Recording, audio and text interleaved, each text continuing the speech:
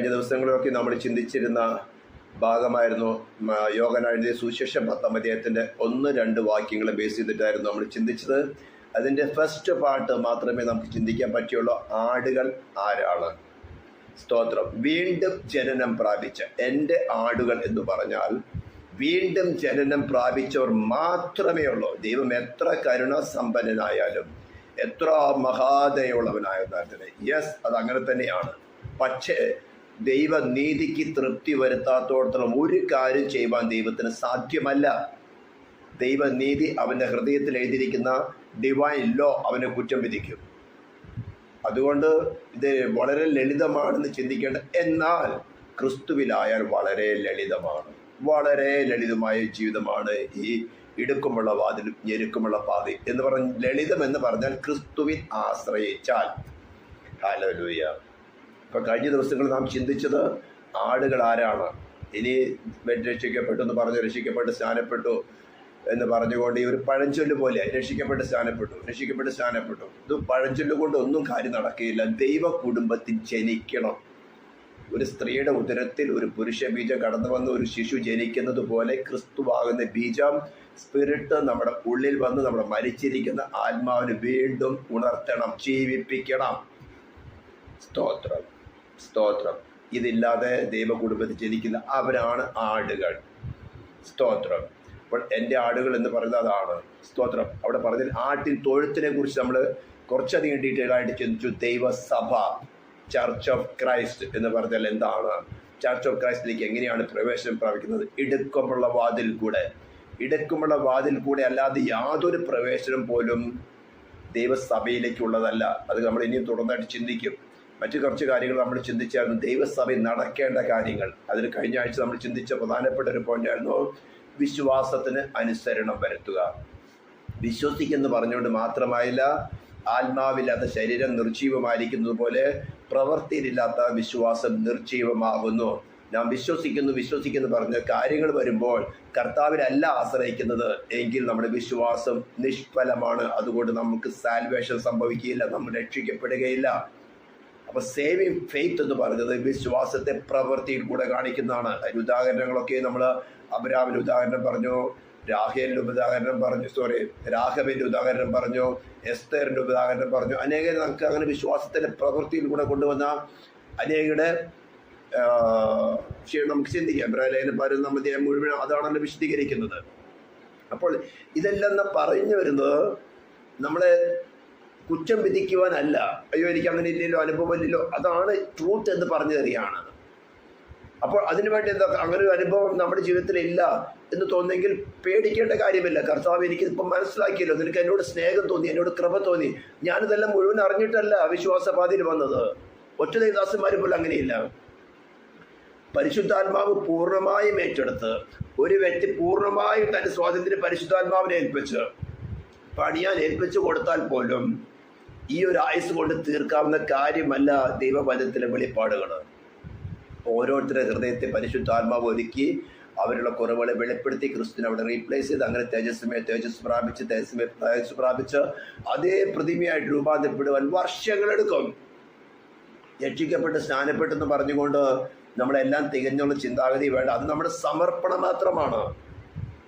ഈ ഇടുക്കമുള്ള വാതിൽ തിരഞ്ഞെടുക്കുവാനും ഞെരുക്കമുള്ള വഴിയിൽ കൂടെ നടക്കാനുമുള്ള നമ്മുടെ സമർപ്പണത്തെ സാക്ഷീകരിക്കുന്നത് മാത്രമേ ആയുള്ളൂ വിശ്വാസ സ്നാനം എന്ന് പറയുന്നത്. അപ്പോൾ വിശ്വാസത്തിന് അനുസരണം വരുത്തുക. ഞാൻ ചില ഉദാഹരണങ്ങൾ കൂടെ അബ്രാമിനെ കുറിച്ച് അവരെക്കുറിച്ച് പറഞ്ഞിട്ട് കാര്യമില്ല, നമ്മെക്കുറിച്ച് പറയണം. നമ്മുടെ വ്യക്തിപരമായ ജീവിതത്തിൽ ഞാൻ അതായിരുന്നു കഴിഞ്ഞ ദിവസം മാർക്കോസ് എഴുതിയ സുവിശേഷം 16-ാം അധ്യായത്തിന്റെ 15-16 വാക്യങ്ങൾ ഉദ്ധരിച്ചുകൊണ്ട് പറയുന്നത്. കർത്താവ് ഉയർത്തെന്നതിന് ശേഷം ശിഷ്യന്മാർക്ക് വെളിപ്പെട്ട് പറഞ്ഞത്, നിങ്ങൾ ലോകമെമ്പാടും പോയിട്ട് സർവ്വ സൃഷ്ടിയോട് സുവിശേഷം അറിയിപ്പീൻ.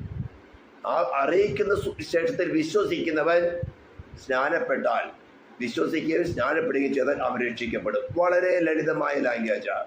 പിന്നെ ഓരോ ഡിനോമിനേഷൻ്റെ താല്പര്യങ്ങൾക്ക് വേണ്ടി ശിശുവിന് വേണ്ടി മറ്റൊരാൾ വിശ്വാസം ഏറ്റു പറഞ്ഞാൽ മതി, പിന്നെ അവന് വളർത്താമല്ലോ, സ്നാനപ്പെടുത്തിയതിനു ശേഷം പഠിപ്പിക്കാൻ പറഞ്ഞു, മത്തായി സുവിശേഷത്തിൽ പറഞ്ഞിട്ടുണ്ടല്ലോ. അങ്ങനെയുള്ള ന്യായീകരണങ്ങളും മുടന്ത് ന്യായീകരണങ്ങളൊക്കെ കൊണ്ടുവരുന്നതിനേക്കാളും നല്ലത് യെസ് ഞങ്ങൾ ഇങ്ങനെ തന്നെയാണ്, ഞങ്ങൾ യേശു ക്രിസ്തുവിന് മുമ്പുണ്ടായിരുന്നതായിട്ടുള്ള ബാബിലോണിയ സംസ്കാരം അല്ലെങ്കിൽ മെക്സിക്കോയിൽ നിന്നോ ഈജിപ്തിൽ നിന്നുള്ള സംസ്കാരത്തിൽ നടന്നിരുന്ന ശിശു സ്നാനമാണെന്ന് ഞങ്ങൾ ചെയ്തത് അഭിമാനത്തോടെ ഇങ്ങനെ പറയേ. എന്തിനാ ദൈവത്തിന്റെ കൂട്ടുപിടിക്കുന്നേ? യേശു ക്രിസ്തുവിന് നൂറ്റാണ്ടുകൾക്ക് മുമ്പ് ശിശു സ്നാനം പല ജാതികളിൽ പല രാജ്യങ്ങളിൽ ഉണ്ടായിരുന്നു. അപ്പൊ ഞാൻ ഉദാഹരണമേ പറഞ്ഞുള്ളൂ. സർവശക്ത നമ്മുടെ ന്യായം വിധിക്കുന്നവനായ കർത്താവ് യേശു ക്രിസ്തു പറഞ്ഞിരിക്കുന്നത്, സ്തോത്രം, ക്രൂശിന്റെ സുവിശേഷം ഭൂലോകത്തൊക്കെയും പോയി സകല സൃഷ്ടിയോടും പറയുക. ആ പറയുന്ന സുവിശേഷത്തിൽ വിശ്വസിക്കുന്നവൻ അനുസരണത്തിലേക്ക് വരുന്നതാണ് അവൻ വാട്ടർ ബാപ്റ്റിസത്തിന് സിഗ്നിഫൈ ചെയ്യുന്നത്, സാക്ഷീകരിക്കുന്നത്. അതുകൊണ്ടൊന്നായില്ല. ഇനിയും അങ്ങോട്ട് മുന്നോട്ട് നമ്മൾ ഞെരുക്കമുള്ള പാതയിൽ കൂടെ നടത്താൻ പോവുകയാണ്. അപ്പൊ ഞെരുക്കമുള്ള പാതയിൽ കൂടെ നടക്കാൻ ഞാൻ തയ്യാറാണെന്ന് കാണിക്കുന്നതിന്റെ ഒരു അടയാളം മാത്രമേ ആയുള്ളൂ. ക്രിസ്തുവിനെ കർത്താവായി സ്വീകരിക്കുന്നു, യേശുവിനെ കർത്താവായി സ്വീകരിക്കുന്നതും പിതാവിന്റെ പുത്രന്റെ പരിശുദ്ധാത്മാവിന്റെ നാമത്തിൽ സ്നാനപ്പെടുന്നു. ഒക്കെ സ്തോത്രം നമ്മൾ ചിന്തിച്ച വിഷയമാണ്. ഇനി നമുക്ക് അതിന്റെ സെക്കൻഡ് പാർട്ട് നമ്മൾ ചിന്തിക്കണം. യോഹന്നാന്റെ സുവിശേഷം 10-ാം അധ്യായത്തിന്റെ 2-ാം വാക്യത്തിന്റെ സെക്കൻഡ് പാർട്ടാണ് നമുക്ക് ചിന്തിക്കേണ്ടത്. ഞാൻ 1-2 വീണ്ടും വായിക്കുന്നു. ആമേൻ ആമേൻ, ഞാൻ നിങ്ങളോട് പറയുന്നു, ആട്ടിൻ തൊഴുത്തിൽ വാതിലൂടെ കടക്കാതെ വേറെ വഴിയായി കയറുന്നവൻ കള്ളനും കവർച്ചക്കാരനുമാകുന്നു. സ്തോത്രം. നമുക്കൊരു വാക്കൂടെ പ്രാർത്ഥിക്കാം. പരിശുദ്ധമായ ദൈവമേ, സ്വർഗീയ പിതാവേ, തിരുനാമത്തെ വാഴ്ത്തുന്നു. നീ ഞങ്ങൾ എത്രമാത്രം സ്നേഹിക്കുന്നുണ്ട് കർത്താവേ. നീ ഞങ്ങളുടെ രക്ഷയായി, ഞങ്ങളുടെ വീണ്ടെടുപ്പായി, ഞങ്ങളുടെ നീതീകരണമായി, ശത്രുവിന്റെ പാളയത്തിന് മുമ്പായി തന്നെ കർത്താവേ, നീ ഞങ്ങളെ പണിതെടുക്കുന്ന സർവശക്തനായിരിക്കാൻ സ്തോത്രം ചെയ്യുന്നു. ശത്രുവിന്റെ ഭീരക്ഷത്തിന് മുമ്പിൽ തന്നെ കർത്താവേ, ശത്രുവിന്റെ ആക്രോശത്തിന് മുമ്പിൽ തന്നെ നിന്റെ അവകാശത്തെ നീ പോറ്റി പ്രതിപ്പണിയാൻ മതിയായ ഒരാളേക്ക് സ്തോത്രം ചെയ്യുന്നു കർത്താവേ. ഹല്ലേലൂയ, ഹല്ലേലൂയ, ഹല്ലേലൂയ. സ്തോത്രം. കർത്താവ് യോശുവക്കാലേവ് പറഞ്ഞതുപോലെ അനാക്യമല്ലമാരുടെ നടുവിൽ തന്നെ ഞങ്ങളെ മിസ്രയീം ദേശത്ത് പിടിപ്പിച്ചു കൊണ്ടുവന്ന ഞങ്ങളുടെ യഹോവ ഞങ്ങളെ രക്ഷിക്കുന്ന സാക്ഷി പറയാൻ തക്കോളൂ.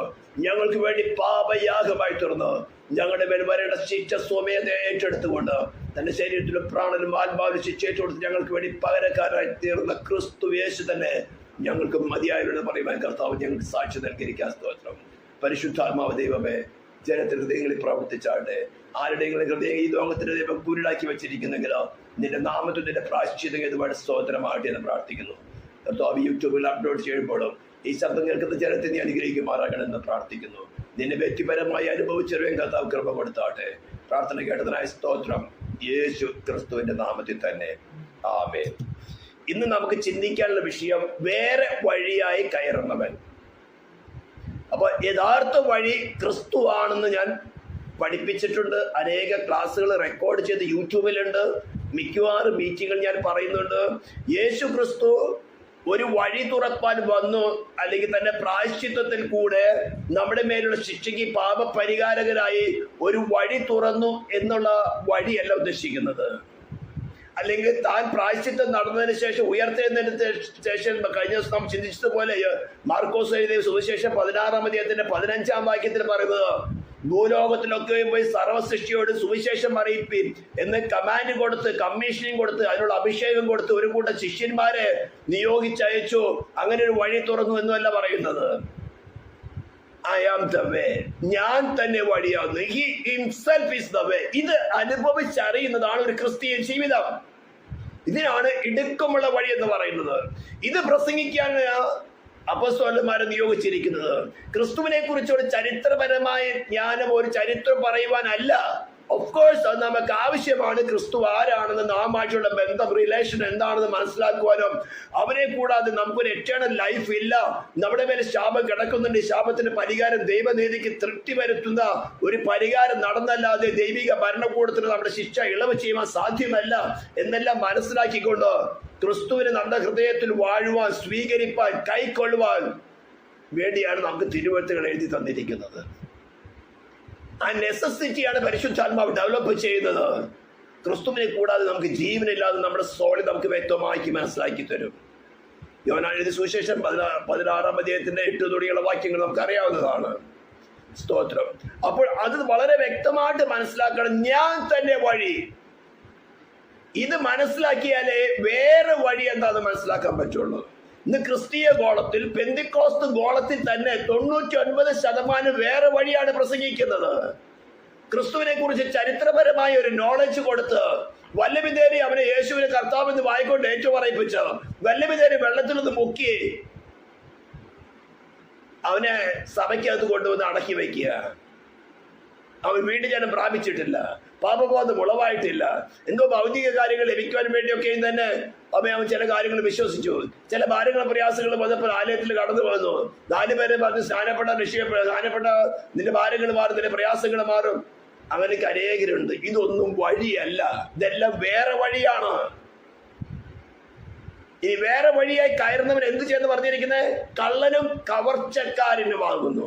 ദൈവസഭയ്ക്കകത്ത് വേറെ വഴിയായി ഒരുവൻ കടന്നു വന്നാൽ അവൻ ചെയ്യുന്ന പ്രവൃത്തികളാണ് കള്ളനും കവർച്ചക്കാരും. എന്ന് നമുക്ക് അടുത്ത ആഴ്ച ദൈവം കൃപ ചെയ്താൽ, കർത്താവിന്റെ വരവ് താമസമെങ്കിലോ കർത്താവ് കൃപ നൽകിയാൽ നമുക്ക് അടുത്ത ആഴ്ച ചിന്തിക്കാം.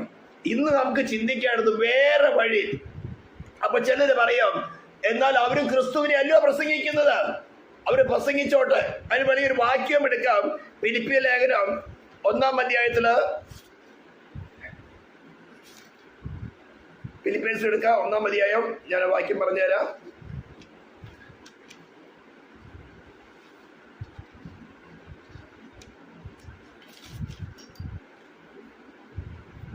അതിന്റെ 14 തുടങ്ങി വായിക്കണം. സ്തോത്രം. 13 തുടങ്ങി തന്നെ ഞാൻ വായിക്കാം, അപ്പോൾ കുറച്ചുകൂടി മനസ്സിലാകുന്നത്. 12 തുടങ്ങി, സഹോദരന്മാരെ, എനിക്ക് ഭവിച്ചത് സുവിശേഷത്തിന്റെ അഭിവൃദ്ധിക്ക് കാരണമായി തീർന്നു എന്ന് നിങ്ങൾ അറിയുവാൻ ഞാൻ ഇച്ഛിക്കുന്നു. ജയിലിൽ കടന്നുകൊണ്ടാണ് പൗലോസ് ഈ ലേഖനം എഴുതുന്നത്. സുവിശേഷം മുഖാന്തരം അവൻ തടവിലാക്കപ്പെട്ട സമയത്താണ് ഈ ലേഖനം എഴുതുന്നത്. അതാണ് പറഞ്ഞിരിക്കുന്നത്, സഹോദരന്മാരെ, എനിക്ക് ഭവിച്ചത് സുവിശേഷത്തിന്റെ അഭിവൃദ്ധിക്ക് കാരണമായി തീർന്നു എന്ന് നിങ്ങൾ അറിയുവാൻ ഞാൻ ഇച്ഛിക്കുന്നു. എന്റെ ബന്ധനങ്ങൾ ക്രിസ്തു നിമിത്തമാകുന്നു എന്ന് അകമ്പടി പട്ടാളത്തിലൊക്കെയും ശേഷം എല്ലാവർക്കും തെളിവായി വരികയും സഹോദരന്മാർ മിക്കപേരും എന്റെ ബന്ധനങ്ങളാൽ കർത്താവിൽ ധൈര്യം കൊണ്ട് ദൈവത്തിന്റെ വചനം ഭയം കൂടാതെ പ്രസ്താവിപ്പാൻ അധികം തുനിയുകയും ചെയ്തിരിക്കുന്നു. അപ്പോൾ പൗലോസിനെ പിടിച്ച് ജയിലിട്ടെങ്കിലും ക്രൂശിക്കപ്പെട്ടതായ ക്രിസ്തുവിന് സുവിശേഷം ഏറ്റെടുത്തുകൊണ്ട് വീണ്ടും ജനനം പ്രാപിച്ച് ഇടുക്കമുള്ള വാതിലിൽ കൂടെ ദൈവസഭയിൽ പ്രവേശിച്ച് ആട്ടുംകൂടത്തിൽ പ്രവേശിച്ചവര് നടത്തുന്നത് അകത്തു വസിക്കുന്ന സ്വർഗത്തിലെ ഭൂമിയിൽ സകല അധികാരമുള്ളവനാണ്. അവനാണ് ഫലം നൽകുന്നത്. പൗലോസ് ജയിലായത് പറഞ്ഞ് പൗലോസിനല്ലായിരുന്നു ആശ്രയം. ഉയർത്തെഴുന്നേറ്റവനെ ക്രിസ്തുവിനെയാണ് പൗലോസ് പ്രസംഗിച്ചത്, പൗലോസിനെ അല്ല പ്രസംഗിച്ചത്. അങ്ങനെ ഉയർത്തെഴുന്നേറ്റവരെ ക്രിസ്തുവിനെ അവരുടെ ഹൃദയത്തിലുമാണപ്പോൾ പൗലോസിന് ജയിലിലായപ്പോൾ അവർ ക്ഷയിച്ചു പോകല ചെയ്തത്. അവര് ധൈര്യം കൊണ്ട് കൂടുതൽ ശക്തിയോടുകൂടെ പ്രസംഗിക്കുകയായിരുന്നു. ഇങ്ങനെ നടക്കുന്ന സമയത്ത് ചിലർ, അടുത്ത വാക്യം 15-ാം വാക്യം, ചിലർ ക്രിസ്തുവിനെ അസൂയ പിണക്കവും നിമിത്തം പ്രസംഗിക്കുന്നു, ചിലർ നല്ല മനസ്സോടെ തന്നെ. അവർ സുവിശേഷത്തിന്റെ പ്രതിവാദത്തിനായിട്ട് ഞാൻ ഇവിടെ കിടക്കുന്നു എന്ന് അറിഞ്ഞിട്ട് അത് സ്നേഹത്തിൽ ചെയ്യുന്നു. മറ്റവരോ എന്റെ ബന്ധനങ്ങളെ എനിക്ക് ക്ലേശം വരുത്തുവാൻ ഭാവിച്ചുകൊണ്ട് നിർമ്മലതയോടെയല്ല ശാഠ്യത്തെ തന്നെ അത്ര ക്രിസ്തുവിനെ പ്രസംഗിക്കുന്നു. അടുത്ത വാക്യം, പിന്നെ എന്ത്?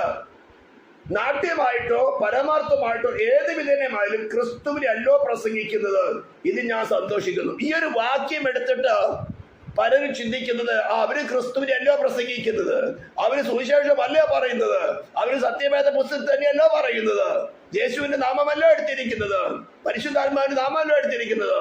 ഇവിടെ വാസ്തവത്തിൽ സംഭവിച്ചെന്താണ്? ആ ഇൻസിഡന്റ് മനസ്സിലാക്കണം. പൗലോസ് സുവിശേഷ നിമിത്തം റോമക്കാര് പിടിച്ചുകൊണ്ട് അവനെ ജയിലിലാക്കി. അപ്പൊ പൗലോസിനോട് അസൂയപ്പെട്ടെന്ന് കുറച്ചു പേരുണ്ടായിരുന്നു. അവര് സുവിശേഷം പറയാൻ തുടങ്ങി. മുമ്പും പറഞ്ഞുകൊണ്ടിരുന്നായിരുന്നു. അപ്പൊ റോമൻ പടയാളികൾ ഇവരെ പിടിച്ചാ പറയും, ഞങ്ങൾ പൗലോസിന്റെ ആൾക്കാരാ. അപ്പൊ ഇവരുടെ നിമിത്തം പൗലോസിന് ഉപദ്രവം കൂടും. അതാണ് പൗലോസോട് പറഞ്ഞത്, എന്റെ ബന്ധനങ്ങളില് എന്റെ ക്ലേശം, മറ്റൊരു എന്റെ ബന്ധനങ്ങളിൽ എനിക്ക് ക്ലേശം വരുത്തുവാൻ ഭാവിച്ചുകൊണ്ട് നിർമ്മലയോടെ അല്ല ശാഠ്യത്തെ തത്രേ ക്രിസ്തുവിനെ പ്രസംഗിക്കുന്നത്. അപ്പൊ റോമൻ സൈന്യം അവരെ പിടിച്ചാൽ അവർ പറയും, ഞങ്ങള് പൗലോസിന്റെ ആൾക്കാരാ. അപ്പൊ പൗലോസിന് ജയിലിൽ ക്ലേശം വർദ്ധിക്കും. മറ്റുള്ളവരോ അവര് അടി കൊള്ളാൻ തയ്യാറായിട്ട് തന്നെ, ഉപദ്രവമേൽക്കാൻ ജയിലേൽക്കാൻ തയ്യാറായിട്ട് തന്നെ യഥാർത്ഥത്തിൽ ക്രൂശിക്കപ്പെട്ടവനെ ക്രിസ്തുവിനെ പ്രസംഗിച്ചുകൊണ്ടിരുന്നു. എന്നാൽ ഇതേ പൗലോസ് ഇതേ ഫിലിപ്പി ലേഖനം 3-ാം അധ്യായത്തിന്റെ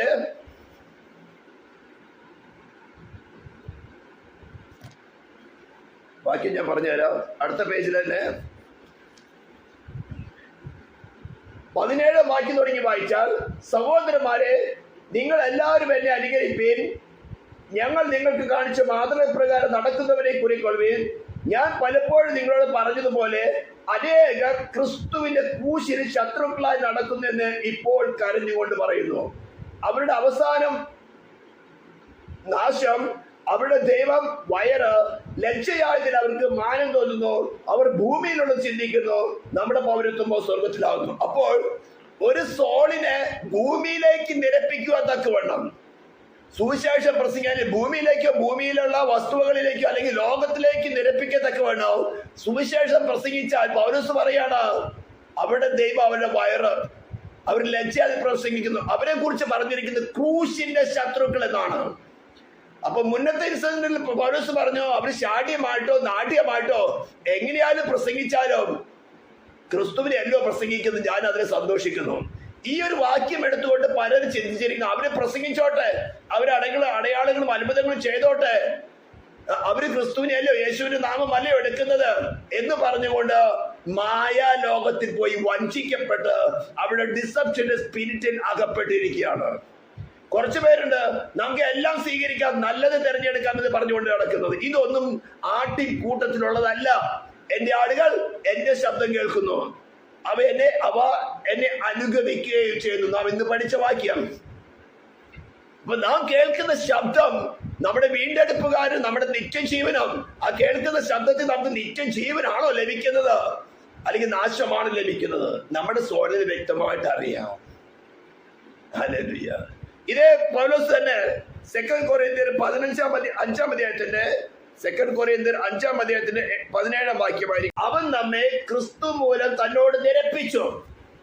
അപ്പോൾ ഒരുവന്റെ സുവിശേഷം അല്ലെങ്കിൽ യേശുവിന്റെ നാമം എടുത്ത് ഒരു പ്രവൃത്തി ചെയ്താൽ അവന്റെ മേളിലുള്ള നിയോഗം ക്രിസ്തു മുഖാന്തരം ദൈവത്തോട് നിരപ്പിക്കുന്ന ശുശ്രൂഷയാണോ അല്ലയോ? ഹല്ലേലൂയ.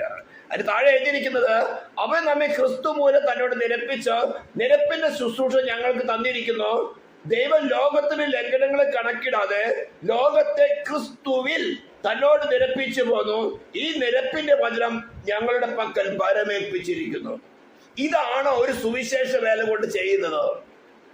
ഇതാണ് ആടുകളുടെ ഇടയനോട് കൂടെ ചേർന്നിട്ടുള്ള ശുശ്രൂഷ. മറ്റെല്ലാം തന്നെ വേറെ വഴിയായി കയറുന്നവരാണ്. ഞാനിപ്പോ വളരെ ക്ലിയർ ആയിട്ട് പറഞ്ഞല്ലോ, തന്റെ പ്രായശ്ചിത്തത്തിൽ കൂടെ ഒരു വഴി തുറക്കുമെന്നല്ല പറഞ്ഞത്. സർവ്വസൃഷ്ടികളോട് പോയി സുവിശേഷം അറിയിക്കാൻ പറഞ്ഞ് കുറെ അപ്പസ്തോലന്മാരെ അഭിഷേകം ചെയ്ത് നിയോഗിച്ച് അയച്ചുകൊണ്ട് ഒരു വഴി തുറന്നല്ല പറഞ്ഞിരിക്കുന്നത്. ഞാൻ തന്നെ വഴിയാകുന്നു, ഞാൻ തന്നെ വഴിയും സത്യം ജീവനുമാകുന്നു. I am the truth, I am the life, I am the way. ഇത് നമ്മൾ പേഴ്സണലായിട്ട് രുചിച്ചറിയണം. ഞാനിത് hard science of the Bible എന്ന് പറഞ്ഞുകൊണ്ട് യൂട്യൂബിൽ ഒരു ക്ലാസ് അപ്ലോഡ് ചെയ്തിട്ടുണ്ട്. I am the way. ഈ യോഹന്നാൻ സുവിശേഷം 10-ാം അധ്യായത്തിൽ സീരിയസ് ആയിട്ടുള്ള വിഷയങ്ങൾ അതാണ് ഡീൽ ചെയ്യുന്നത്. ഇതല്ലാതെ വേറെ വഴിയായിട്ട് പ്രസംഗിച്ചുകൊണ്ട് സഭയിൽ ആളെ കൂട്ടുകയോ വല്ല വിധേനയും യേശുവിനെ കർത്താവ് സ്വീകരിപ്പിച്ചുകൊണ്ട് അവിടെ ഭൗതികമായ ആവശ്യങ്ങൾക്ക് വേണ്ടി വെള്ളത്തിൽ മുക്കി സഭയ്ക്ക് അത് കൊണ്ടുവന്നാലൊന്നും ക്രിസ്തു വല്ല വഴി അവരുടെ. ഇതെല്ലാം വേറെ വഴികളാണ്. അപ്പൊ വേറെ വഴികൾ കൂടി അല്ല അവിടെ എന്താ പറഞ്ഞിരിക്കുന്നത്. ഇപ്പൊ നാം വായിച്ച 2 കൊരിന്ത്യൻസ് 5:18 ക്രിസ്തു മൂലം ദൈവത്തോട് നിരപ്പിക്കുക. റീകൺസിലിയേഷന്റെ ശുശ്രൂഷയാണ്. അപ്പൊ റീകൺസിലിയേഷൻ ശുശ്രൂഷ ചെയ്യണമെങ്കിൽ അവരുടെ പാപം ആദ്യം വെളിപ്പെടുത്തണം. അവിടെ മരിച്ചിരിക്കുന്ന അവസ്ഥ അവരുടെ സോളിൽ അവർക്ക് മനസ്സിലാകണം. ഏക മനുഷ്യനാൽ പാപത്താൽ മരണവും ലോകത്തിൽ കടന്നു വന്ന് വചനം പഠിപ്പിച്ചുകൊണ്ട് മാത്രമല്ല, വ്യക്തിപരമായിട്ട് പരിശുദ്ധാത്മാവ് അവിടെ ജീവിതത്തിൽ ഇടപെട്ടുകൊണ്ട് പാപത്തെക്കുറിച്ചും നീതിയെക്കുറിച്ചും ന്യായവിധിയെക്കുറിച്ചും ബോധം വരുത്തുവാൻ ഇടിവ് നിന്നാൽ നമ്മുടെ മക്കൾക്കായി തന്നെയും ദൈവം അവരുടെ അടുത്ത് കൈകാര്യം ചെയ്യുമ്പോൾ അവരുടെ ജീവിതത്തിൽ കഷ്ടതകൾ വരും, ചിലപ്പോൾ രോഗങ്ങൾ വരും, പ്രയാസങ്ങൾ. അവിടെ നമ്മൾ ദുഃഖിക്കേണ്ട കർത്താവേ സ്തോത്രം, നിന്റെ കയ്യിലാണ് ഇരിക്കുന്നത്. പരിശുദ്ധാത്മാവ് ദൈവമേ അവർക്ക് നീ പാപം ബോധം വരുത്തുന്നല്ലോ. അതിനുവേണ്ടി ചിലപ്പോൾ ചില സ്ട്രോങ് ഹോൾഡ്സുകൾ ഇടിക്കേണ്ടി വരും. ചിലക്ക് ചില സോഷ്യൽ സ്റ്റാറ്റസ് സ്ട്രോങ് ഹോൾഡാണ്, ചിലക്ക് സമ്പത്ത് സ്ട്രോങ് ഹോൾഡാണ്, ചിലക്ക് അവരുടെ ആരോഗ്യം സ്ട്രോങ് ഹോൾഡാണ്, ചിലപ്പോൾ അവരുടെ ചുറ്റുപാടുമുള്ള ഡിനോമിനേഷനോ മറ്റു റിലേഷൻ സ്ട്രോങ് ഹോൾഡാണ്. കർത്താവ് അത് ഇടിച്ചു പൊളിച്ചേ പറ്റുള്ളൂ. ആ ശുശ്രൂഷയാണ് നിരപ്പിന്റെ ശുശ്രൂഷ. അപ്പൊ ക്രൂശിക്കപ്പെട്ടതാണ് ക്രിസ്തുവിന് സുവിശേഷം പ്രസംഗിക്കുന്നവരെ പ്രസംഗിച്ചു പോകുക മാത്രമല്ല, അവനെ ബൈൻഡ് ചെയ്ത് വെച്ചിരിക്കുന്ന, അവരെ അന്ധകാരത്തിൽ ദൈവപ്രതിമയായ യേശു ക്രിസ്തുവിന്റെ തേജസ്സേറിയ സുവിശേഷത്തിന്റെ പ്രകാശനം അവരുടെ വ്യക്തിപരമായ ജീവിതത്തിൽ ശോഭിക്കാതിരിക്കത്തക്കവണ്ണം അവരെ കുരുടാക്കി വെച്ചിരിക്കുന്നു. ഡിനോമിനേഷൻ ആണ് കുരുടാക്കിയിരിക്കുന്നത്. സേറ്റാനിക് ശക്തികളാണോ, അവന്റെ വ്യക്തിപരമായ താല്പര്യമാണോ, അവന്റെ തലയ്ക്കകത്ത് തന്നെ സ്ട്രോങ് ഹോൾഡ് ആണോ, ആ സ്ട്രോങ് ഹോൾഡിനെ ഇടിച്ചു കളയണം. ഇതൊക്കെ സുവിശേഷത്തിന്റെ പാർട്ടാണ്. അവന്റെ ലക്ഷ്യം എന്താ? അവനെ നശിപ്പിക്കല്ല, അവനെ ക്രിസ്തു മൂലം ദൈവത്തോട് നിരപ്പിക്കണം. അല്ലെങ്കിൽ അവന്റെ മേളിൽ കിടക്കുന്നത് ന്യായവിധിയാണ്. ആ ന്യായവിധിക്ക് ആവശ്യമായ പരിഹാരമായ അറ്റോൺമെന്റ് നടന്നത് അവന്റെ സോളിൽ വെളിപ്പെടണം. അവൻ മനസ്സിലാക്കണം, ഈ സാധാരണ ഒരു മനുഷ്യനല്ല ക്രൂശിൽ കിടന്നത്. ഈ ചരാചരത്തിന് സൃഷ്ടിതാവായവൻ സകലത്തെ സൃഷ്ടിച്ച് അതിനെ വ്യവസ്ഥ നിയമിച്ചുകൊണ്ട് അതിനെ കൃത്യമായിട്ട് പരിപാലിച്ചുകൊണ്ടിരിക്കും. ഇത്രയും വലിയവനായ ദൈവമാണ് എനിക്ക് വ്യക്തിപരമായിട്ട്, സർവ്വമാനവ ലോകത്തിന്റെ കാര്യമല്ല, എനിക്ക് വ്യക്തിപരമായി എന്റെ പാപത്തിന് ശിക്ഷ വഹിച്ചുകൊണ്ട് എനിക്ക് പകരക്കാരായി തീർന്നത്, യാഗമായി തീർന്നത്. അതില്ലായിരുന്നുവെങ്കിൽ ദൈവനീതി എന്റെ മേൽ വിധിച്ച ശിക്ഷ, എന്റെ വ്യക്തിപരമായ പാപം, എന്റെ പിതാക്കന്മാരുടെ ആദാമ തുടങ്ങിയ പിതാക്കന്മാരുടെ പാപത്തിന് ശിക്ഷ മാത്രമല്ല, എന്റെ വ്യക്തിപരമായ പാപം മുഖാന്തരം ഇത് ഹോളി സ്പിരിറ്റ് നമ്മുടെ സോളിൽ വെളിപ്പെടുത്തുമ്പോഴാണ് നമുക്ക് ക്രിസ്തുവിന്റെ നെസസിറ്റി, ഒരു വീണ്ടെടുപ്പുകാരന്റെ ആവശ്യകത മനസ്സിലാകുന്നത്. അല്ലാത്തോടത്തോളം ഒക്കെ വേറെ വഴിയാണ്. അല്ലാത്തൊക്കെയും വേറെ വഴിയാണ്. വേറെ വഴിയിൽ കൂടെ നമുക്ക് ദൈവരാജ്യത്തിൽ പ്രവേശിക്കാൻ സാധ്യമല്ല, ആട്ടിൻതോട്ടത്തിൽ പ്രവേശിക്കാൻ സാധ്യമല്ല. ഇതുകൊണ്ടാണ് പെന്തിക്കോസ്ത് ആകെ കലഞ്ഞ് മറിഞ്ഞു കിടക്കുന്നത്. വേറെ വഴി പ്രസംഗിക്കുന്ന അവിടെ നമ്മുടെ സോളിന് എപ്പോഴും ആശ്വാസകരമായ ജീവിതമാണ് വേണ്ടത്. ആവശ്യത്തിന് സമ്പത്ത്, ആവശ്യത്തിന് ആഹാരം, ആവശ്യത്തിന് വസ്ത്രം, ആവശ്യത്തിന് പാർപ്പിടം, എല്ലാവരും നമ്മെ മുഖസ്തുതി പറയാ, നല്ലവൻ എന്ന് പറയാ. ഇതാണ് നമ്മുടെ ചീഞ്ഞളിഞ്ഞ സോൾ ആഗ്രഹിക്കുന്നത്. പക്ഷെ നമ്മുടെ ആത്മാവ് ആഗ്രഹിക്കുന്നതോ ജീവനുള്ള ദൈവത്തിൽ തന്നെ. അതാ കോരകപുത്രന്മാര് 42-ാം സംഖ്യത്തിൽ പറയുന്നത്, എന്റെ ആത്മാവ് ദൈവത്തിനായി, ജീവനുള്ള ദൈവത്തിനായി തന്നെ ദാഹിക്കുന്നു. സ്തോത്രം. അത് മനസ്സിലാക്കാതെ അതിന്റെ ദാഹം എന്താന്ന് അവർക്ക് വെളിപ്പെടുത്തി കൊടുത്താതെ അവിടെ സോൾ ആഗ്രഹിക്കുന്ന ഈ ലോകത്തിലേക്ക് അവർ നിരപ്പിക്കുന്നവര് ദൈവത്തോട്, ക്രിസ്തു മുഖാന്തരം ദൈവത്തോട് നിരപ്പിക്കുന്ന ശുശ്രൂഷയല്ല. സൈത്താനോട് ഈ ലോകത്തിലെ ആവശ്യങ്ങൾക്ക് വേണ്ടി, അവിടെ ഭൗതിക വിഷയങ്ങൾക്ക് വേണ്ടി സാത്താനോട് നിരപ്പിക്കുന്ന ശുശ്രൂഷകരാണ്. അതാണ് വേറെ വഴിയായി വരുന്നവർ. അപ്പൊ ഇത്രയൊക്കെ നമുക്ക് ഖണ്ഡനം ചെയ്യാൻ അധികാരമുണ്ടോ? അവർക്ക് വിധിക്കാൻ അധികാരമുണ്ടോ? വേണ്ടത്ര. തിമോഥെയോസിന്റെ ലേഖനം വായിച്ചു നോക്കണം. അലക്സാണ്ടർ, ചെമ്പുപണിക്കാരൻ ലാസർ, ഇവരൊക്കെ തന്നെ കൂടെ ഉണ്ടാകുന്നതിന് പറഞ്ഞിരിക്കുന്നത് എല്ലാവരും എന്നെ വിട്ടുപോയി. ദേമാസ് ലോകത്തെ സ്നേഹിച്ച് അവൻ വിട്ടുപോയി. അപ്പൊ അവര് വിധിച്ചില്ലയോ? ഇതെല്ലാം ചെറിയ ചെറിയ ട്രിക്കുകൾ വെച്ചുകൊണ്ട് സാത്താനായവൻ നമ്മളെ ട്രാപ്പിലിട്ട് കളയാണ്. അപ്പോൾ ശുശ്രൂഷകന്റെ ലക്ഷ്യമാണ് അവൻ ആത്മാവിൽ ആഗ്രഹിച്ച ഒരു വ്യക്തി ഏതെങ്കിലും ട്രാപ്പിലേക്ക് വശീകരിക്കപ്പെടുന്നുണ്ടോ, അവരെ നിത്യജീവൻ നഷ്ടമാകാൻ സാധ്യതയുണ്ടോ, അവരുടെ മേളിൽ ഉത്തരവാദിത്തം കിടക്കുന്നുണ്ട്. നിരപ്പിന്റെ വചനം വരമേൽപ്പിച്ചിരിക്കുകയാണ്.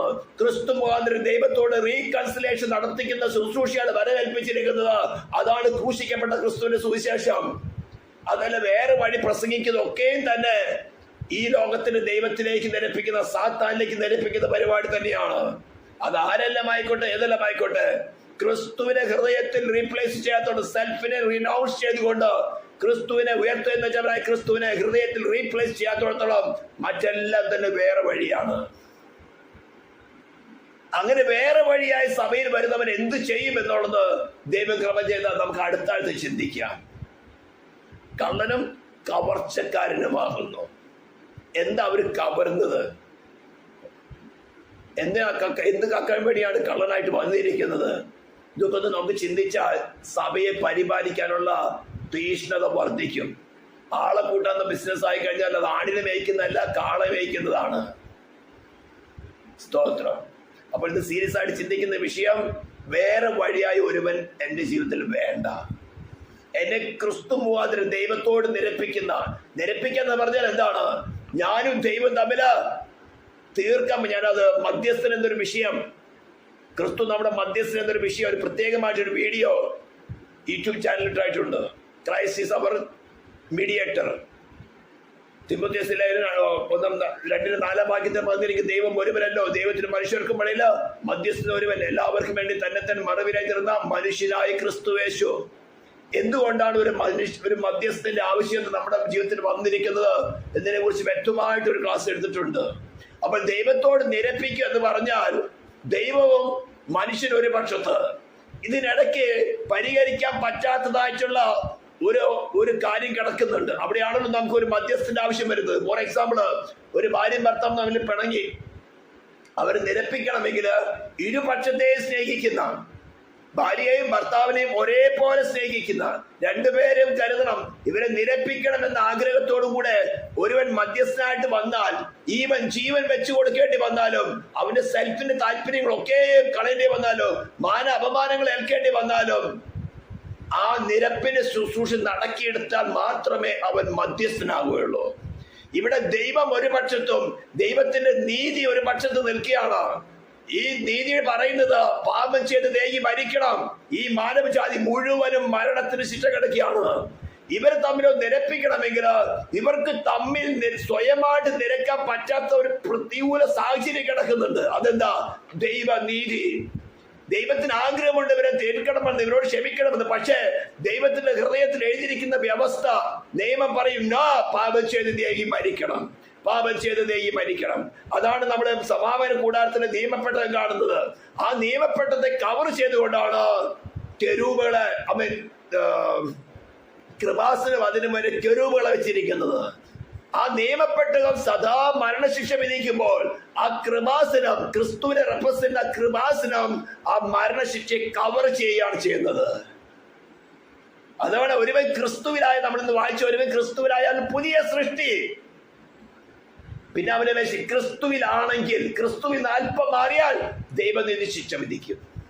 ദൈവത്തിന് നടപ്പിലാക്കിയേ പറ്റുള്ളൂ. ഇത് വളരെ ആഴത്തിലുള്ള കാര്യങ്ങളാണ്. അപ്പൊ ദൈവം ഒരു പക്ഷത്തും സകല മാനവജാതിയും ഒരു പക്ഷത്ത് നിൽക്കുമ്പോൾ ഇവർക്ക് തമ്മിൽ സ്വമേധയാ നിരക്കാൻ പറ്റാത്ത ഒരു വിഷയം കിടക്കുന്നത് ദൈവനീതി മനുഷ്യന് മേൽ വിധിച്ച ശിക്ഷയാണ്. പാപം ചെയ്ത് ദേഹി മരിക്കണം.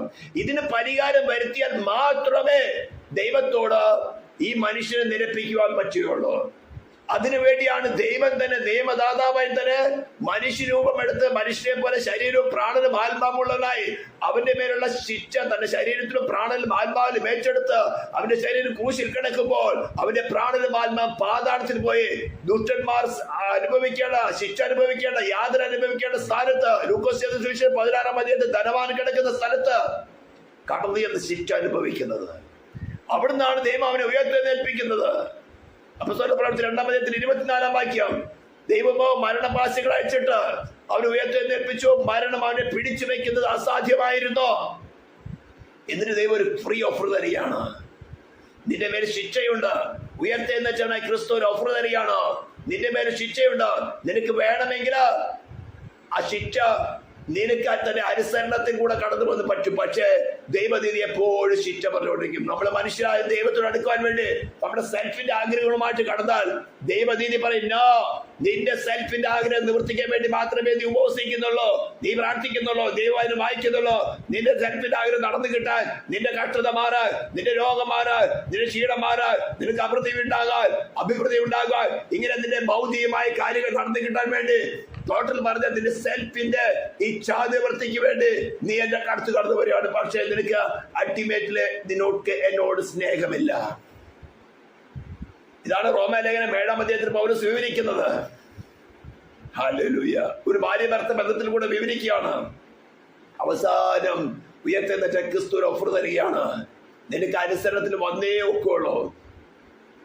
ഒന്നുകിൽ നിനക്ക് സ്വമേധയാ അനുസരിക്കാം, പക്ഷേ പാപപരിഹാരത്തിലുള്ള ശിക്ഷ, പാപപരിഹാര ശുശ്രൂഷ നടത്താൻ സാധ്യമല്ല. അപ്പോൾ ഉയർത്തെഴുന്നേറ്റ ക്രിസ്തു ഒരു ഓഫർ തരികയാണ്. നീ എന്നെ കർത്താവായി സ്വീകരിക്കുക. നിന്റെ ഹൃദയത്തിൽ എനിക്ക് വസിച്ചുകൊണ്ട് നിന്നെ നടത്തുവാൻ എനിക്ക് ഇടം തരിക. ഞാൻ നിന്നെ പൂർണ്ണ അനുസരണത്തിൽ കൊണ്ടുവരാം. ഞാൻ നിന്നെ പോലെ മനുഷ്യനായിട്ട് എന്റെ മനുഷ്യത്വത്തില് മരണത്തോളം തന്നെ അനുസരണമുള്ളതായിരുന്നത് കൊണ്ട് ഞാൻ നിന്റെ ഉള്ളിൽ വസിച്ചുകൊണ്ട് നിന്നെ ഞാൻ അനുസരണത്തിൽ തികഞ്ഞവരാക്കിയെടുക്കാം. ഇതാണ് ക്രൂശിക്കപ്പെട്ടവനെ ക്രിസ്തുവിന്റെ സുവിശേഷത്തിന്റെ വലിയ ആഴത്തിലുള്ള സ്നേഹം എന്ന് പറയുന്നത്. ഈ ഓഫറാണ് ദൈവത്തോട് നിരപ്പിക്കുന്ന ശുശ്രൂഷയുമായിട്ട് ദേവദാസന്മാരെ നിയോഗിച്ച് ഭരമേൽപ്പിച്ചിരിക്കുന്നത്. അല്ലാതെ വേറെ ഏത് വഴിക്ക് തന്നെ പ്രസംഗിച്ചാലും അവർ ചെയ്തത് നിരപ്പിന്റെ ശുശ്രൂഷയല്ല, അതെല്ലാം വേറെ വഴിയാണ്. ദൈവനീതിക്ക് തൃപ്തി വരുന്നതായിട്ടുള്ള പാപ പരിഹാരം അവരുടെ സോളി വെളിപ്പെട്ട് അവരുടെ മേലുള്ള മരണം അവർക്ക് വെളിപ്പെട്ട് ഈ മരണത്തിന് രക്ഷ പ്രാപിക്കേണ്ട ഒരേ ഒരു വഴിയുള്ളൂ, ഉയർത്തെഴുന്നേറ്റവനായി ക്രിസ്തുവിനെ ഹൃദയത്തിൽ സ്വീകരിക്കുക. ഹല്ലേലൂയ. ക്രിസ്തു മൂലം ദൈവത്തോട് നിരപ്പിച്ചു എന്ന് പറഞ്ഞിരിക്കുന്നത്. ക്രിസ്തു മൂലം ദൈവത്തോട് നിരപ്പിക്കുന്ന ശുശ്രൂഷ, ലോകത്തിന് ലോകാവശ്യങ്ങൾക്ക് വേണ്ടി നിരപ്പിക്കുന്ന ശുശ്രൂഷയല്ല. അവരാണ് കള്ളയിടയന്മാര്. ഇതെല്ലാം നിങ്ങൾക്ക് പല പ്രാവശ്യം കേട്ടിട്ടുണ്ട്. പക്ഷെ വ്യക്തിപരമായി നമ്മുടെ ജീവിതത്തിൽ വരുമ്പോൾ ഇത്തരം വ്യാജ ഉപദേശങ്ങളോ ഇന്ന് യൂട്യൂബിൽ വേണ്ടത്രയുണ്ടല്ലോ. നമ്മൾ അറിയാതെ കയറി നോക്കും. കേൾക്കുമ്പോൾ നല്ല പ്രസംഗമായിരിക്കും, സത്യവേദ പുസ്തകം തന്നെയായിരിക്കും, വെള്ള ഉടുപ്പ് തന്നെയായിരിക്കും, ക്ലീൻ ഷേവായിരിക്കും, നല്ല പ്രവചനമായിരിക്കും, നല്ല ഇമ്പമേറിയ കർണരസമായ വാക്കുകളായിരിക്കും. ശരിയാണെന്ന് നമുക്ക് തോന്നിപ്പോകും. പക്ഷെ പുറകെ നടക്കുന്നത് ചെന്നായ ഇടുക്കമുള്ള വാതിലല്ല പ്രസംഗിക്കുന്നത്. അതുകൊണ്ട് സൂക്ഷ്മതയോടെ പോകേണ്ട കാലഘട്ടമാണ്. അനേകം വീരന്മാർ വീണ കാലഘട്ടമാണ് ഇപ്പോൾ. കർത്താവേ, നിന്റെ കൃപയെ ഞാൻ ആശ്രയിക്കുന്നു. നിന്നെ കൂടാതെ എനിക്ക് രക്ഷ സാധ്യമല്ല. 1 കൊരിന്ത്യർ 1-ാം അധ്യായത്തിന്റെ 30-31 വാക്യങ്ങൾ പറഞ്ഞത് അവൻ നമുക്ക് രക്ഷ. അവൻ നമുക്ക് എന്തായാലും അവൻ തന്നെ ആ വാക്യം എടുത്ത് വായിച്ചിട്ട് നമുക്ക് പ്രാർത്ഥിക്കാം. സ്തോത്രം. 1 കൊരിന്ത്യൻസ് നമ്മൾ ബൈബിളിൽ പഠിച്ചിട്ടുള്ള വാക്യമാണ് അത്. 1 കൊരിന്ത്യൻസ് 1st ചാപ്റ്ററിന്റെ 30-ാം വാക്യം. അവൻ ദൈവത്തിൽ നിന്ന്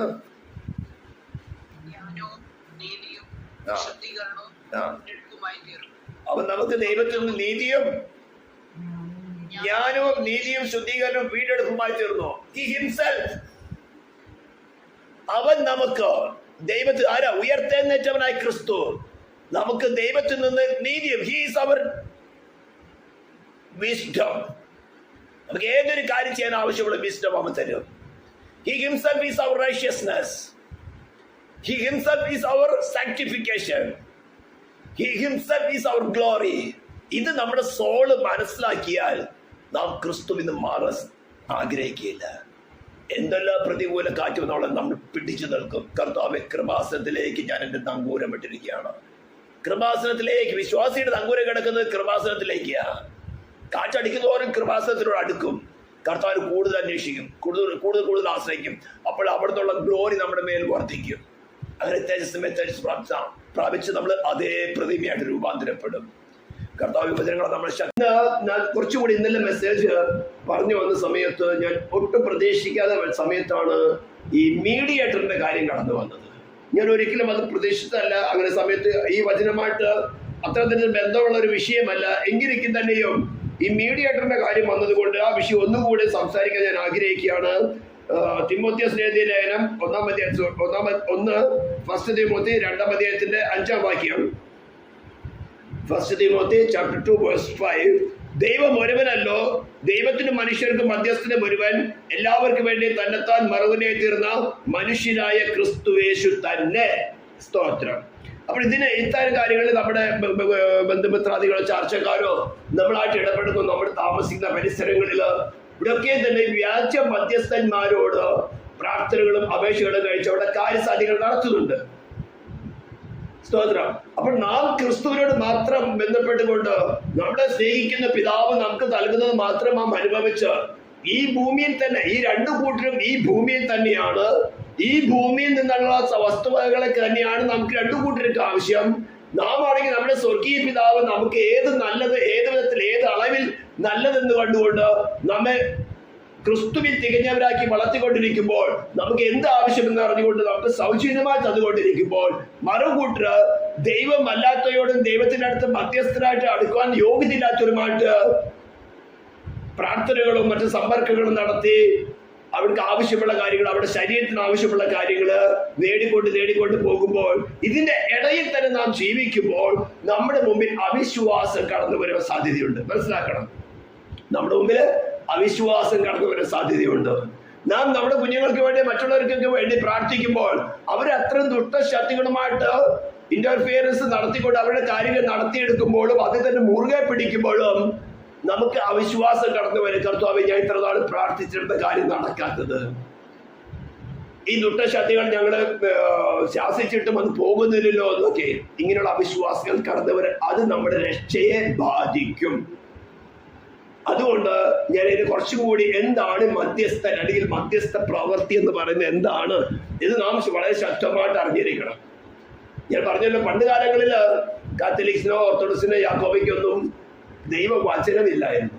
കുറച്ച് അവിടെ നിന്നൊക്കെ എന്തെങ്കിലുമൊക്കെ പറയും, പുരോഹിതന്മാരുടെ കയ്യിൽ കുറച്ചൊക്കെ ഉണ്ടായിരുന്നു. പക്ഷെ ഇന്ന് ഓരോ വ്യക്തികളുടെ ഉള്ളിലും, പ്രത്യേകിച്ച് പെന്തിക്കോസിൽ പിന്മാറിപ്പോയിട്ട് അവരുടെ ഇടയിൽ പ്രവർത്തിക്കുന്നവരിൽ നിന്ന് കിട്ടുന്ന വചനങ്ങൾ, നാം പ്രസംഗിക്കുന്ന വചനങ്ങൾ തന്നെ യേശു മറ്റൊരു യേശു എന്ന് മാത്രമേ ഉള്ളൂ. ഉപദേശങ്ങളൊക്കെ അതേപോലെ തന്നെ ആയിരിക്കുന്നത്. സ്തോത്രം. അപ്പോൾ മധ്യസ്ഥൻ, നാം ക്രിസ്തുവിനെ എന്തുകൊണ്ട് ക്രിസ്തുവിനെ മാത്രം ആശ്രയിക്കുന്നു, എന്തുകൊണ്ട് ക്രിസ്തുവിന് മാത്രം നാം മഹത്വം കൊടുക്കുന്നു, മറ്റൊന്നിനും ഒന്നുകൊണ്ട് നാം മഹത്വം കൊടുക്കുന്നില്ല എന്നതിന് നാം വളരെ വ്യക്തമായ ധാരണ നമ്മുടെ ഹൃദയത്തിൽ ഉറച്ചിരിക്കണം, പാറ പോലെ ഉറച്ചിരിക്കണം. ഈ ദുഷ്ടശക്തികൾ സേവിക്കുന്നവർക്ക് അവരുടെ അമ്മയോ അല്ലെങ്കിൽ അവർ മറ്റു പുണ്യാളന്മാരെയോ മറ്റേതെങ്കിലും കാര്യങ്ങളോടൊക്കെ പ്രാർത്ഥിച്ച് അവരുടെ കാര്യം നടക്കുമ്പോൾ അവരതിനകത്ത് ഉറക്കുകയാണ്. അവർ പാറ പോലെ ഉറച്ചിരിക്കുക, ഞാൻ പിടിച്ച കൊമ്പ് ശരിയാണ്, ഞാൻ എൻ്റെ കാര്യങ്ങൾ ഞാൻ പ്രാർത്ഥിച്ച് മേടിക്കും, വേണമെങ്കിൽ നമുക്കെതിരായിക്കൊണ്ട് പ്രാർത്ഥിച്ച് ദുഷ്പ്രവർത്തികൾ ചെയ്ത് കളയും, അങ്ങനെ പ്രവർത്തിക്കും. അപ്പോൾ ഇതിനോടൊക്കെ ഫൈറ്റ് ചെയ്യണമെങ്കിൽ നമ്മുടെ ഉള്ളിൽ എന്താണ്, ആരാണ് യേശു ക്രിസ്തു? യേശു ക്രിസ്തുവിന് മാത്രമേ സ്വർഗത്തിന് ഭൂമിയിൽ സകല അധികാരമുള്ളൂ. എന്തുകൊണ്ട് യേശു ക്രിസ്തു മാത്രം മധ്യസ്ഥനാകാൻ യോഗ്യനുണ്ട്? ഈ കാര്യങ്ങൾ നല്ലവണ്ണം ഉറച്ചിരിക്കണം. ഞാൻ ഇതിനെക്കുറിച്ച് ഒരു എപ്പിസോഡ് യൂട്യൂബിൽ അപ്ലോഡ് ചെയ്തിട്ടുണ്ട്. നമ്മുടെ ബുക്കില് വളരെ വ്യക്തമായിട്ട് ഒരു സെക്കൻഡ് റിലേഷനായിട്ട് എഴുതിയിട്ടുണ്ട്. 5-6 പേജുകൾ കവർ ചെയ്തുകൊണ്ട് ഒരു നല്ല ഡീറ്റെയിൽ ആയിട്ട് എഴുതിയിട്ടുണ്ട്. Relation of Christ to believers എന്ന ബുക്കിൽ. സ്തോത്രം. അത് വായിച്ചിട്ടില്ല, ഇടയ്ക്കിടയ്ക്കിട്ട് വായിക്കുന്നതാണ്. ഞാൻ ബ്രീഫായിട്ട് പറയാൻ ആഗ്രഹിക്കുകയാണ്. ദൈവം ഒരു സൈഡിൽ നിൽക്കുമ്പോൾ സകല മാനവജാതിയും മറു സൈഡിൽ നിൽക്കുകയാണ്. സ്തോത്രം. ഇവർക്ക് തമ്മിൽ മറ്റൊരു മീഡിയേറ്റർ കൂടാതെ, ഒരു തേർഡ് പാർട്ടിയെ കൂടാതെ തമ്മിൽ നിരക്കുവാൻ പറ്റാതെ വേണം എന്തോ ഒരു കാര്യം മറഞ്ഞിരിക്കുന്നുണ്ട്. സ്തോത്രം. അല്ലെങ്കിൽ നമുക്ക് ഇവർക്ക് തമ്മിലങ്ങ് അടുത്തുകൂടായിരുന്നോ? ദൈവത്തെ അങ്ങ് ക്ഷമിക്കാൻ പാടായിരുന്നോ? ദൈവം എത്രയോ കരുണയുള്ള ദൈവമാണ്, എത്രയോ കൃപയുള്ളവനാ ദൈവമാണ്. പക്ഷേ ദൈവത്തിന് ഈ വീടുപോയ മനുഷ്യന്, തന്നോട് ശത്രുവായി തീർന്ന മനുഷ്യന്, ശിക്ഷാർഹനായി തീർന്ന മനുഷ്യനോട് ക്ഷമിക്കാൻ കഴിയാതെ വണ്ണം എന്തോ ഒരു കാര്യം ഇതിനിടയ്ക്ക് നിൽക്കുന്നുണ്ട്. അപ്പൊ ഇതിനിടയ്ക്കാണ് ഒരു മീഡിയേറ്റർ വരേണ്ടത്. ഈ മീഡിയേറ്റർക്ക് ചില ക്വാളിഫിക്കേഷൻ വേണം. ഞാനത് വളരെ വ്യക്തമായിട്ട് എഴുതിയിട്ടുണ്ട്. ഈ രണ്ട് പാർട്ടിയെയും ഒരേപോലെ സ്നേഹിക്കുകയും ഈ രണ്ട് പാർട്ടിയും തമ്മിൽ റീകൺസൈൽ ചെയ്യിപ്പിക്കാൻ, നിരപ്പിക്കുവാൻ തക്കവണ്ണം എന്ത് വില കൊടുക്കേണ്ടി വന്നാലും, ഈവൻ തന്റെ ജീവനെ കൊടുക്കേണ്ടി വന്നാലും അത് കൊടുക്കാൻ തയ്യാറുള്ളവനായിരിക്കണം. നമ്മൾ ക്രിസ്തുവിനെ കുറിച്ച് പറയുമ്പോൾ നമുക്ക് പ്രസംഗിക്കാൻ എളുപ്പമാണ്. ഇതേപോലെ തന്നെയാണ് യേശു ക്രിസ്തുവിന്റെ നാമത്തിലുള്ള സുവിശേഷം അറിയിച്ചുകൊണ്ട് ദൈവത്തോട് അകന്നിരിക്കുന്ന മനുഷ്യനെ ദൈവത്തോട് ക്രിസ്തു മൂലം നിരപ്പിക്കുന്ന വേലയും. നമ്മൾ ഇന്നലെ ആ വാക്യം വായിച്ചു. 2 കൊരിന്ത്യൻസ് ചാപ്റ്റർ 5:7 വായിക്കേണ്ട 17-18 നാം വായിച്ചു. ആ ശുശ്രൂഷയാണ് നമ്മൾ ഏൽപ്പിച്ചിരിക്കുന്നത്. അപ്പോൾ ഈ രണ്ട് വ്യക്തിത്വങ്ങളെ, ദൈവത്തെയും സകല മാനവജാതി തമ്മിൽ റീകൺസൈൽ ചെയ്യിപ്പിക്കണമെങ്കിൽ ഇവർക്ക് തമ്മിൽ സ്വയമായിട്ട് റീകൺസൈൽ ചെയ്യാൻ പറ്റാതെ വേണം ഇടയ്ക്ക് നിൽക്കുന്ന ഒരു പ്രതിസന്ധി എന്താണെന്ന് ശരിക്കും മനസ്സിലാക്കിയിട്ട്, ശരിക്കും ആ പ്രതിസന്ധി എന്താണെന്ന് മനസ്സിലാക്കിയിട്ട് ആ പ്രതിസന്ധിയെ മാറ്റുവാൻ ആവശ്യമായിട്ടുള്ള ഏതൊരു കാര്യവും സ്വമേധയാ ഏറ്റെടുത്തുകൊണ്ട് അതിനെ പൂർണ്ണ തൃപ്തി വരുമാറ്റി നടത്തിയെടുക്കുവാനൊക്കെ വേണം അറിവുള്ളവരായിരിക്കണം, സന്നദ്ധരായിരിക്കണം, അതിനുവേണ്ടി സമർപ്പിക്കപ്പെട്ടവരുമായിരിക്കണം ഈ മീഡിയേറ്ററായിട്ട് കടന്നു വരുന്നത്. അതേപോലെ ഈ രണ്ട് പാർട്ടികളെയും ഒരേപോലെ സ്നേഹിക്കുന്നു. രണ്ടുപേർക്കും യാതൊരു വിധത്തിലുള്ള ഹാനി വരാതെ അവർ രണ്ടുപേരെയും ഒരേപോലെ സ്നേഹിക്കുകയും വേണം. ഈ പ്രവൃത്തി നടത്തിയെടുക്കുവാൻ ഇവൻ തന്റെ ജീവനെ കൊടുക്കേണ്ടി വന്നാലും കൊടുക്കാൻ തയ്യാറുള്ളവരുമായിരിക്കണം ഈ മീഡിയേറ്റർ. സ്തോത്രം. അപ്പോൾ ഇവിടെ പ്രതിസന്ധിയായിട്ട് നിൽക്കുന്ന എന്താണ്? ദൈവരാജ്യം, ദൈവം തന്നെ നിലനിൽക്കുന്നത് തന്റെ നിയമവ്യവസ്ഥയിലാണ്.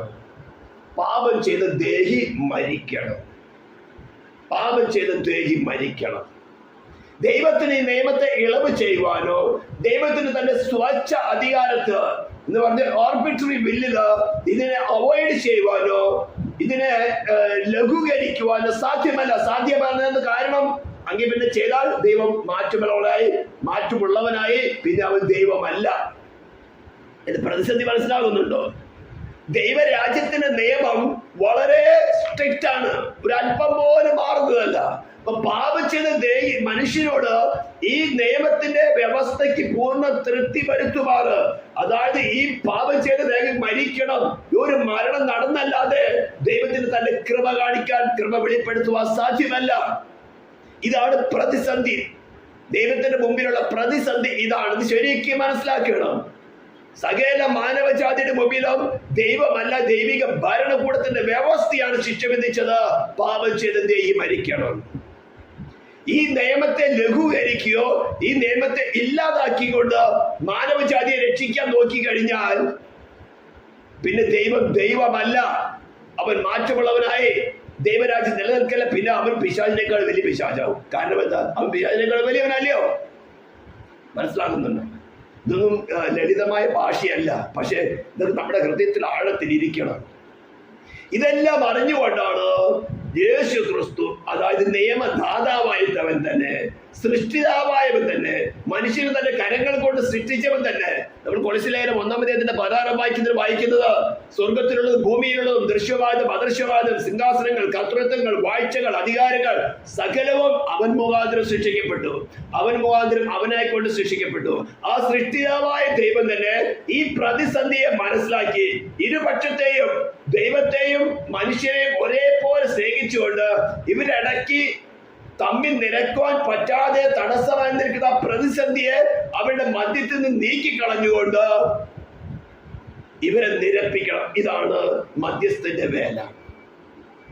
ഇതെല്ലാം അറിഞ്ഞ ഇതിനു വേണ്ടി താൻ പാപയാഗമായി തീരണം, ദൈവിക നീതിക്ക് പൂർണ്ണ തൃപ്തി വരുമാറ് താൻ ഇതിനു വേണ്ടി സമർപ്പിക്കപ്പെട്ടവനായിട്ട് കടന്നു വരുമ്പോഴാണ് 40-ാം സങ്കീർത്തനം 6-ാം വാക്യത്തിൽ പറയുന്നത്, ദൈവമേ നിന്റെ ഇഷ്ടം ചെയ്യുവാൻ ഞാൻ പ്രിയപ്പെടുന്നു. സ്തോത്രം. അത് തന്നെയാണ് യോഹന്നാൻ ഇതിനടുത്ത് സ്നാനപ്പെടുന്ന സമയത്ത് പറയുന്നത്. ഇപ്പോൾ സമ്മതിക്കുക, ഇങ്ങനെ സർവ്വനീതി നിവർത്തിക്കുന്നത് നമുക്ക് ഉചിതം. സർവ്വനീതി എന്താ?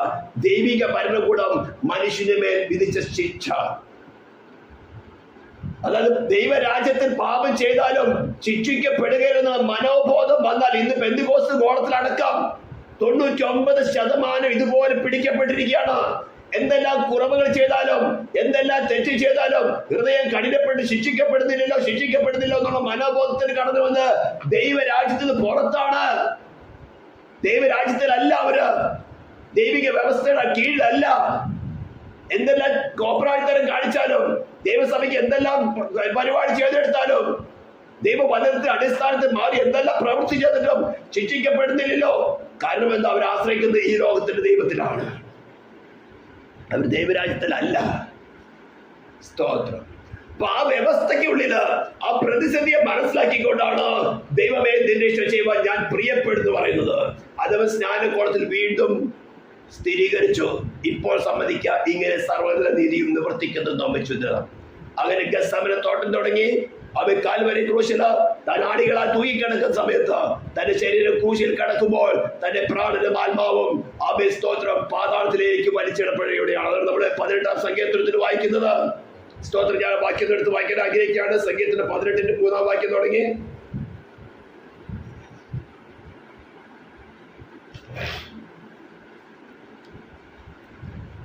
സ്തുതിനായ യഹോവയെ ഞാൻ വിളിച്ചപേക്ഷിക്കുകയും എന്റെ ശത്രുക്കളെ കയ്യിൽ നിന്ന് രക്ഷ പ്രാപിക്കുകയും ചെയ്യും.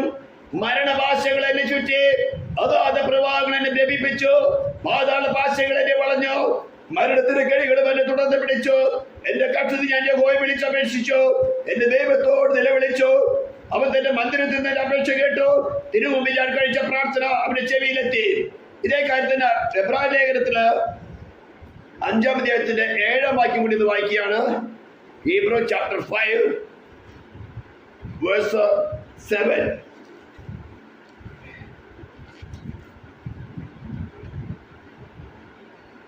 ക്രിസ്തു തന്റെ ഐഹിക ജീവകാലത്ത് തന്റെ മരണത്തിൽ നിന്ന് രക്ഷിപ്പാൻ കഴിയുന്നവനോട് ഉറച്ച നിലവിളിയോട് കണ്ണുനീരോടുകൂടെ അപേക്ഷയും അഭിയാചന കഴിക്കുകയും ഭയഭക്തി നിമിത്തം ഉത്തരം ലഭിക്കുകയും ചെയ്തു. ഗെത്സമനെ തോട്ടത്തിൽ അവന്റെ പ്രാർത്ഥനയ്ക്ക് 3 പ്രാവശ്യം പ്രാർത്ഥിച്ചിട്ടും ഉത്തരം ലഭിച്ചില്ല.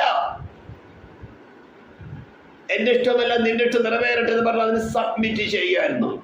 അങ്ങനെ മാനവജാതിയുടെ രക്ഷയ്ക്ക് വേണ്ടി അമ്മേ കോടിക്കണക്കിന് വരുന്ന മനുഷ്യജാതികള് അമ്മേ യുഗായുഗങ്ങൾ നരകത്തിൽ കടന്ന് ബന്ധരിയതിനേക്കാളും തന്റെ പുത്രൻ തന്റെ പ്രബോധത്തിൽ തന്നോടുകൂടെ വസിച്ചിരുന്നാൽ സൃഷ്ടിതാവായിരിക്കുന്നവൻ തന്നെ നിയമദാതാവായിരിക്കുന്നവൻ തന്നെ അല്പസമയം പാതാളത്തിന്റെ യാത്രയിൽ ബന്ധരിയുന്നത് നല്ലതെന്ന് കണ്ട ദൈവ സ്നേഹമാണ് കുരിശിൽ പ്രദർശിപ്പിക്കുന്നത്. ഹല്ലേലൂയ.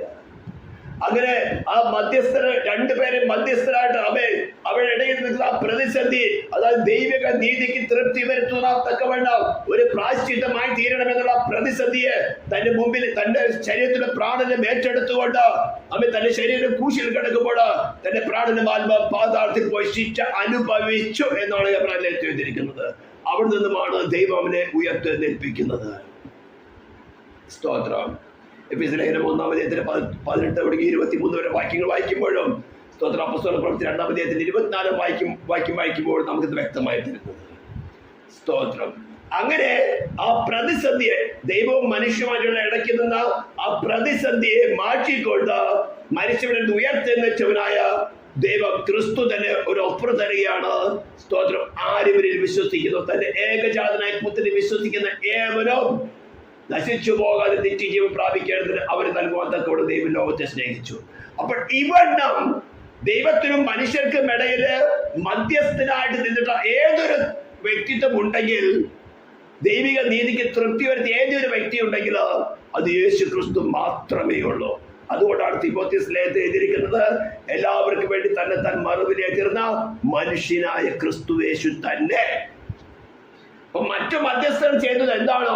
പലരും പറയും മരിച്ചുപോയ മറിയാണ്, അല്ലെങ്കിൽ കന്യാസ്ത്രീകളാണ്, പുരോഹിതന്മാരാണ്, പുണ്യവാളന്മാരാണ്, പലരും അത് പറഞ്ഞുകൊണ്ട് എടുക്കുന്നത് അവയുടെ പേരിൽ വരുന്ന ദുഷ്ടാത്മാക്കൾ, ദൈവക്രോധം വഹിക്കുന്ന സാത്താന്യ രാജ്യത്തിലെ ദുഷ്ടാത്മാക്കൾ, അവയോട് പോരാടണമെന്നാണ് ദൈവവചനം നമ്മളെ പഠിപ്പിക്കുന്നത്. വാഴ്ചകളും അധികാരികളും ഈ ലോകത്തിന്റെ അന്ധകാരത്തെ അധിപതികളും സ്വർലോക ദുഷ്ടാത്മസേനയോട് പോരാടേണ്ടതാണ്. ഈ സ്വർലോക ദുഷ്ടാത്മസേനയാണ് മറിയയുടെ പേരിലോ പുണ്യവാളന്മാരുടെ പേരിലോ മറ്റേത് മധ്യസ്ഥന്മാരുടെ പേരിലോ വെളിപ്പെട്ട് വരുന്നത്. അവർ വെളിപ്പെടുകയും ചെയ്യും, പ്രവൃത്തികൾ നടത്തിയെടുക്കും. നല്ലവണ്ണം ഉറച്ചു വിശ്വാസിക്കാത്ത വിശ്വാസികളും വേണമെങ്കിൽ അധീനപ്പെടുത്തി കളയും. അവരുമായിട്ട് സ്ലോവിലങ്ങ് കോംപ്രമൈസ് ആകും.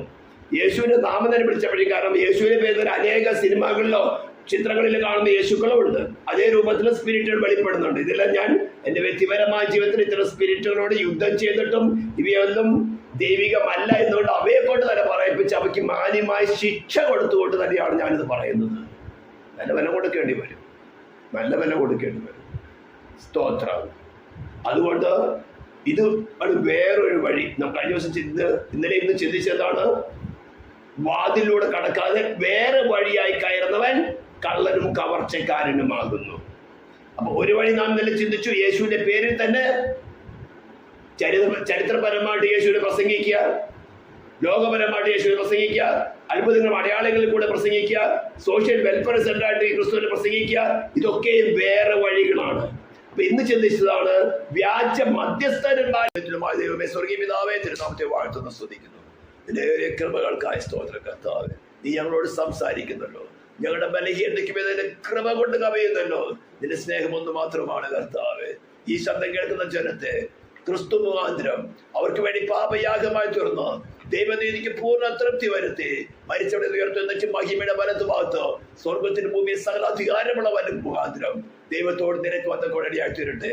ഈ ശബ്ദം കേൾക്കുന്ന ഓരോ ജനത്തെയും കർത്താവേ നിന്നോട് നിനക്ക് കൊരടിയായി തീരട്ടെ എന്ന് പ്രാർത്ഥിക്കുന്നു. ഇസ്രായേലിന് വേണ്ടി ഞങ്ങൾ പ്രാർത്ഥിക്കുന്നു. നിന്റെ നാമത്തെ അനുഗ്രഹിക്കുന്നു കർത്താവേ. നിന്റെ ജനത്തിനെതിരെ വക്രത പ്രവർത്തിക്കുന്നവരോട് നീ വക്രത പ്രവർത്തിക്കുന്നത് തന്നെയാണ്. അതിരുകളെ കർത്താവ് നീ ഇളക്കാതെ നീ നട്ടിരിക്കുന്ന ദൈവമാണ്. നിന്റെ വചനം നിവർത്തിക്കപ്പെടുമാറാകട്ടെ. പ്രാർത്ഥന കേട്ടതിനായി സ്തോത്രം. യേശു ക്രിസ്തുവിന്റെ നാമത്തിൽ തന്നെ നമ്മുടെ കർത്താവ് യേശു ക്രിസ്തുവിന്റെ കൃപയും പിതാവായ ദൈവത്തിന്റെ സ്നേഹവും പരിശുദ്ധാത്മ ദൈവത്തിന്റെ സഹവാസം കൂട്ടായ്മയും നാം ഓർത്ത് പ്രാർത്ഥിച്ച ഓരോ വിഷയങ്ങള്, നാം കേട്ടതായിട്ടുള്ള ഓരോ വചനങ്ങളും, നാം അനുഗ്രഹിച്ച അനുഗ്രഹങ്ങള്, നാം ചെയ്ത ശുശ്രൂഷകളുണ്ട് ഈ നിമിഷം തുടങ്ങി നമ്മുടെ കർത്താവായ യേശു ക്രിസ്തുവിന്റെ മേഘപ്രത്യക്ഷത വരെ പ്രവർത്തിക്കുമാറാകട്ടെ. ക്രിസ്തു യേശുവിൽ നൽകിയ ദൈവത്തെ കരങ്ങൾ നമുക്ക് ഒരിക്കൽ പ്രസ്തുതിക്കാം. ഹല്ലേലൂയ, ഹല്ലേലൂയ, ഹല്ലേലൂയ. ആമേൻ. കർത്താവായ യേശുവേ, ദിവസങ്ങളൊക്കെ